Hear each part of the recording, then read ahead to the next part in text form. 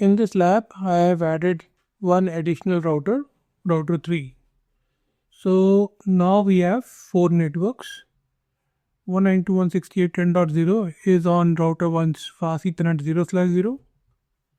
The network 192.168.20.0 is between router 1 and router 2.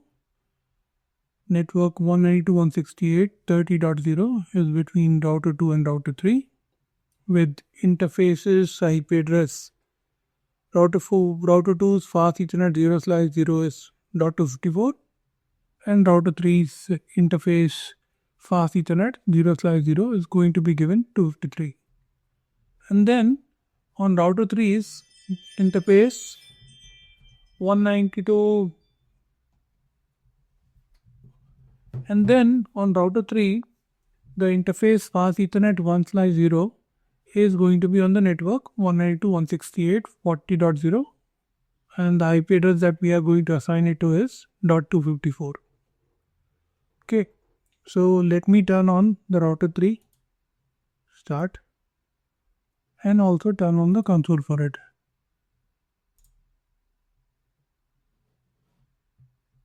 Okay, so router 3 is coming up.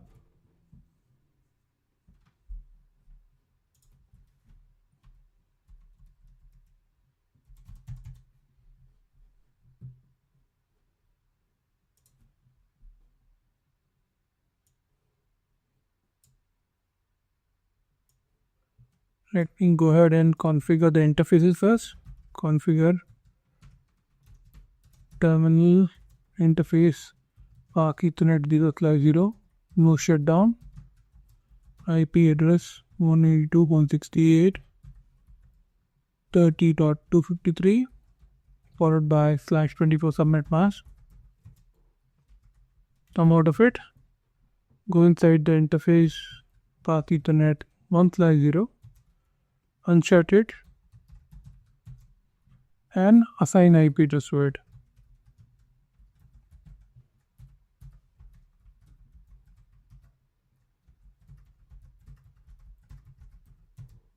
Okay, so far so good. Okay, let's do a quick recap on what each router should be aware. So we have not done the entire configuration, but let's see for the end-to-end reachability what should each router be aware of. Let's look at router 1. Router 1 is aware of 192.168.10.0 directly connected this network, and similarly 20.0 is directly connected. Fine. Now we know that 30.0 network should be reachable from R1 via the next hop 192.168.20.2, which is router 2's this interface's IP address. And similarly, when we make the configuration on router 3 to advertise the 40 network, and the 40 network comes here in the router 1's routing table, to reach 40 network, the next hop is going to be router 2's this IP address, this one, and we will see that soon. Similarly, from router 2's perspective, 20 network and 30 network are directly connected, and for it to reach 10 network, the next hop is going to be router 1's IP address 192.168.20.1, which we have listed here. And from router 2's perspective, to reach 40 network, the next hop is supposed to be this one, 192.168.30.253. On router 3, 30 and 40 are directly connected, and the other two networks, 10 and 20, which are on the left side, 10 and 20, should be reachable via the next hop of 192.168.30.254, this one. Okay. Alright, so let's start the configuration. Let's quickly look at the routing table for both router 1 and router 2 first. So IP route, we can see 30 network being advertised because that's what router 2 advertised it, right? 30 network was advertised by router 2, right? who's going to advertise 40 network? Not router 2, but router 3. Router 3 is going to tell to router 2 and router 2 is going to tell to router 1. Alright, this is how it's going to happen. Let's go and look at router 2. Show IP route. So router 2 knows which network? 10 network, because router 1 has advertised that network to router 2. That's why it has come to know. But it does not know 40 network because we have not advertised it from router 3. So let us go ahead and advertise the network 40 from router 3. Okay, let's forward away. Let's say router rip and then say network 192.168.40.0. Okay, done. Okay, and we also need to see, this is the network that we are advertising, but we also need to include 30 network on router 3 into the RIP configuration. This is required so that it can receive update from router 2, RIP update from router 2. It needs to speak the RIP language, and how for you to make it speak the RIP language means it understand what is coming. It also needs to have a RIP operating in that network, 30 network. That's why you need to enable RIP in here. Okay. Network typo 192.168.30.0. Okay, 30.0. Okay, I'll exit from here. Now if I do show IP route, in a bit I should start seeing. I'll just wait for a couple of seconds. I want to see what do I expect to see. 10 and 20 networks learned via RIP. Okay, so let's see. Did I get anything? I did get both. See, 10 network also and 20 network also, both received here. Now from router 3's perspective, let us look at both these networks.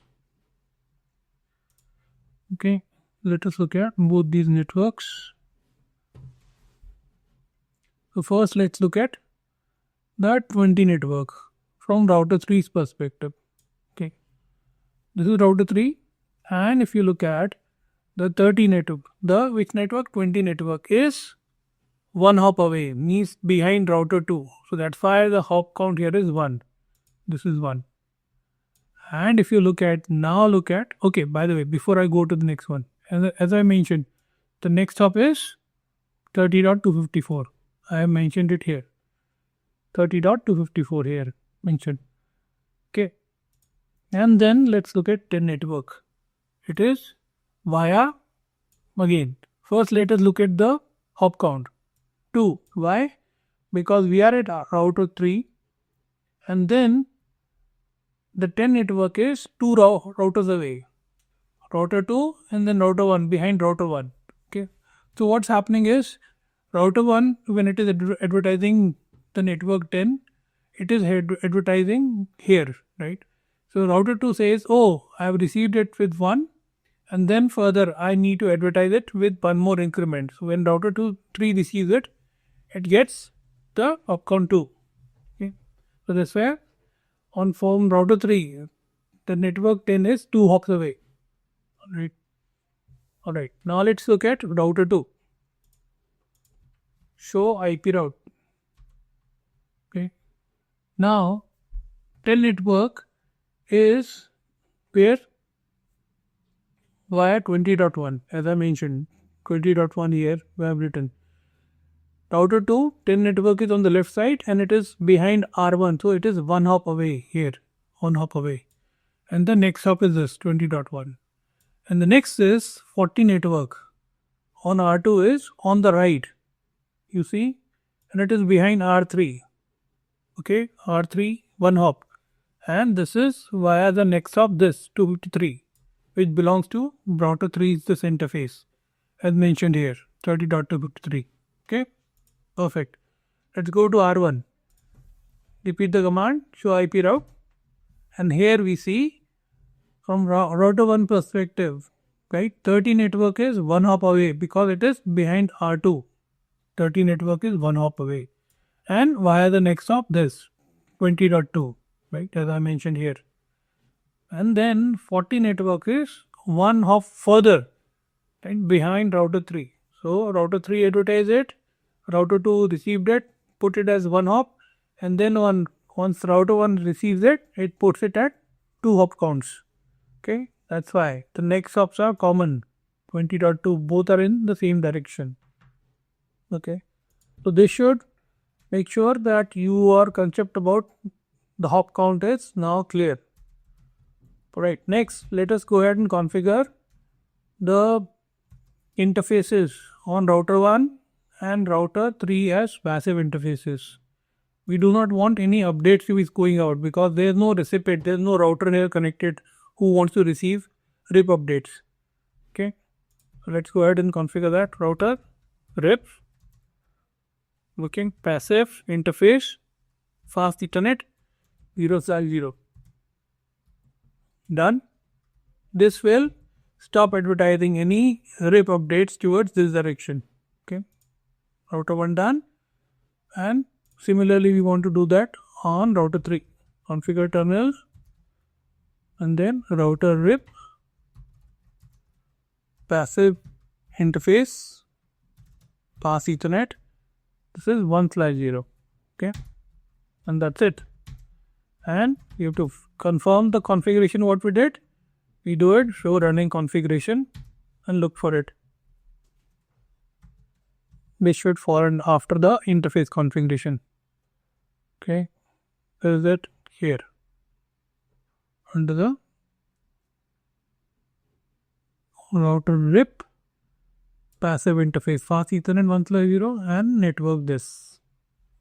Alright, similarly on router 1 we can show the same command, show running configuration.